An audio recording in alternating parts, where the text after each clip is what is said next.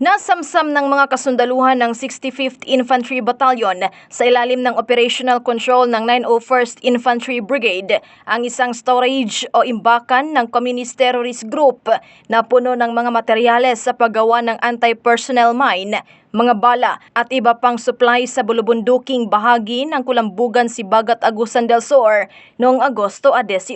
Ito'y matapos makatanggap ng impormasyon ang tropa ng 65th IB mula sa mga concerned citizen hinggil sa lokasyon ng cache na naglalaman ng isang 2.5 HP generator sets, 15 rounds ng 5.56 mm na bala ng M16A1, 30 bala ng AK-45, 15 bala ng caliber 50, 2 magazine ng M16A1, isang magazine ng AK-47, 125 pieces ng blasting cups, 150 meter ng detonating cord, 20 kilo ng explosive materials, napawang mga gamit sa paggawa ng anti-personnel mine at samut-saring mga dokumento. Ayon kay 65th IB Commanding Officer Lieutenant Colonel Michael G. Mortejo, patunay lamang ang mga nakuhang ipinagbabawal na pampasabog sa patuloy na paglabag ng teroristang grupo sa IHL o International Humanitarian Law na nagpapahiwatig ng kanilang patuloy na pagtatangka na takutin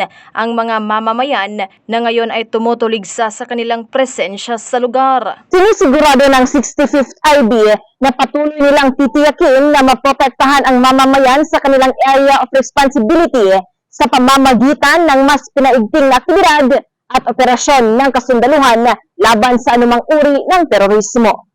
Napapanahong balita sa serbisyo publiko para sa Pilipino. Ella Rivera for IB News.